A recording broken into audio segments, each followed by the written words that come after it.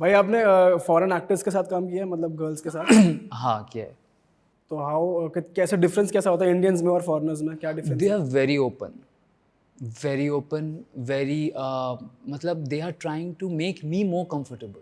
मेरा कैसा होता है इंडियंस के साथ, I am trying to make them comfortable. I am like that, they are like ये करना है, should we do this, should we try that, यहाँ करें वहाँ करें टेबल पे। मैं बोलता नहीं नहीं मेरे घुटने छिल जाएंगे यहाँ पे, I don't want to do. They are that.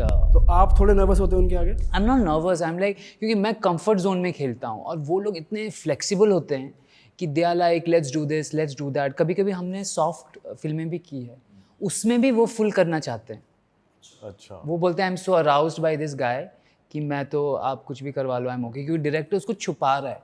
जैसे उसके प्राइवेट पार्ट्स पे फूल डाल रहे हैं, हनी डाल के उसको स्टिक करवा रहे हैं, बोलते निकाल दो, कर लो सीन। तो आई गेट लिटिल सरप्राइज्ड कि दे आर सो बोल्ड। और उनको क्या है कि वो शॉर्ट टाइम के लिए आते हैं या हम लोग उनसे मिलते हैं, हम लोग कैसे, हमको पता है ये करना है, उनको पता है ये करना है फिर कहीं और। तो दे उनके साथ जो केमिस्ट्री आती है, उनका जो किस होता है, कुछ इनहिबिशंस नहीं होते। हमारे कैसे ना सोच सोच के किस कर रही है, सामने वाले ना सोचे कि इसको मज़ा आ रहा है, वो ये दिखाना चाहते हैं कि मजबूरी में कर रही है। वो लोग कैसे खुल के करते हैं, खुल के सारे सब कुछ करते हैं, मतलब जहाँ पे नहीं भी किस करना है वहाँ पे भी आपको किस कर देंगे। ओके। तो आपने गए हो, मतलब you go down on everyone? Of course, अब फिर सीन कैसे बनेगा, अच्छा। स्टेप बाय स्टेप सब होता है, तो आई हैव टू। तो आप उस टाइम सोचते यार हाइजीन का और ऑफ कोर्स वही हाइजीन, तो मैं जैसे ही बोलता हूँ I always carry wet wipes. मेरा हमेशा एक पाउच रहता है, तो उसमें वेट वाइप्स होते हैं, टॉवल होता है, पानी। आज भी लाए हो आप? इसके बाद कहीं जाओगे? नहीं, कुछ कुछ तो है, सब नहीं है, बट वहीं पे मैं एक पानी का बॉटल सब रखता हूँ। मैं उनको कान में बोलता हूँ जाओ थोड़ा क्लीन करके आओ। भाई आपका कुछ लॉन्ग टर्म विजन भी है? जैसे अगर आप एक एक्टर की तरह वो काम कर रहे हो and you are making good money, very good money, तो आप कभी सोचते हो अगर मैं प्रोड्यूसर बन जाऊं या मेरा ही चैनल हो, मैं ही कंपनी, मेरी कंपनी हो, तो मैं कितना पैसा बनाऊंगा उस वे में? आप सोचते हो कि मैं प्रोड्यूस करूंगा कभी आगे चल के? इस इंडस्ट्री में आई डोंट वांट टू, क्योंकि मैं पहले बहुत सेफ खेलता हूँ। I don't work in India. Producer बनूंगा तो मुझ पे और नज़रें आएंगी, और मुझे दोस्त लोग भी बहुत धमकियाँ देते रहते हैं, झगड़े होते हैं, कुछ ना कुछ कोई बोलता है।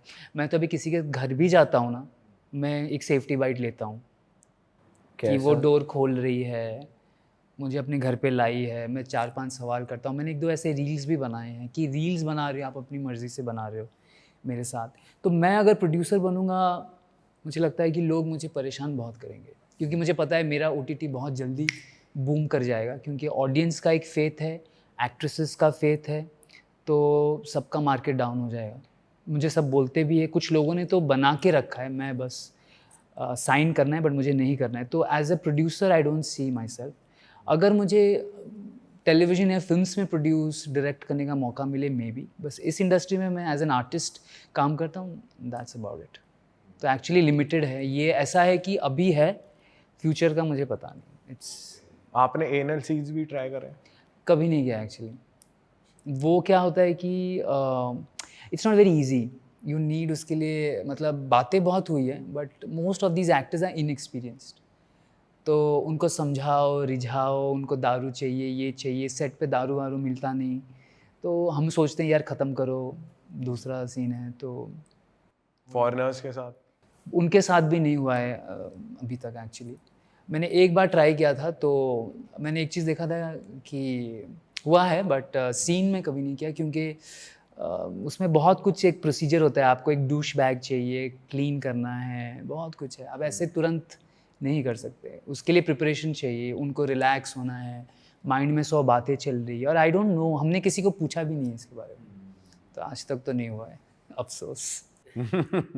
अच्छा ब्रो, आप बता रहे थे आप पे एक डॉक्यूमेंट्री बन रही है जिसमें आपके पेरेंट्स भी हैं, थोड़ा मैं चाहता हूँ आप ऑडियंस को बताओ उसके बारे में। हाँ, तो ये बहुत ही अच्छी डॉक्यूमेंट्री फ़िल्म बन रही है, और इनफैक्ट उन्होंने मुझे मना किया था इंटरव्यूज़ देने के लिए, क्योंकि वो चाहते हैं कि सब फ़िल्म में आए, और बहुत अच्छी फ़िल्म बनी है। हमारे इंडस्ट्री की शूट्स को उन्होंने दिखाया है, और बहुत रेप्यूटेड प्रोडक्शन हाउस है, चैनल पे आएगा। उसमें मेरी मम्मी डैडी को उन्होंने ऐसे ही पूछा will they B okay, and they agreed. मेरे मॉम, डैड, सिस्टर सब है उसमें। उनके पूरा लाइफ दिखाया है मेरा, मैं कहाँ से हूँ, क्या करता हूँ। कैसे मैं इस इंडस्ट्री में आया, कैसे हमारी शूट्स होती हैं और क्या हम पे बीत रही है। जैसे आप लोगों ने जो जो पूछा बस उसको उन्होंने विथ विजुअल्स कैप्चर किया है। तो वो एक बहुत ही अच्छा एक फ़िल्म होगी। एक्चुअली एक सीरीज़ आई थी नेटफ्लिक्स पे सुपर सेक्स, रोको सिफरेदी की। उसके बाद मुझे ऐसे बहुत ऑफर्स आए हैं, ये बन रही है और फिर एक बुक लिख रहे हैं एक राइटर, सेम थिंग कि मैं कैसे उड़ीसा से आके स्ट्रगल करके मैं यहाँ तक आया हूँ और क्या क्या हम लोग फेस करते हैं, प्रेजुडिस, जो जजमेंट, क्रिटिसिज्म, तो वो है। तो क्रिटिसिज्म वैसे इससे मुझे याद आ रहा है, जैसे हमने लास्ट जो पॉडकास्ट किया था उसके बाद बहुत से जो लोग थे उन्होंने आपको अप्रिशिएट किया था, तो आपकी फैमिली में भी ऐसे कुछ लोग थे जो आपके अगेंस्ट थे बट देन वो फिर आपको सपोर्ट करने लगे, ऐसा कुछ हुआ? हाँ, सपोर्ट कर रहे हैं, बट जैसे मेरे कज़िन्स की अभी शादी थी, किसी को नहीं बुलाया, एक कार्ड तक नहीं भेजा।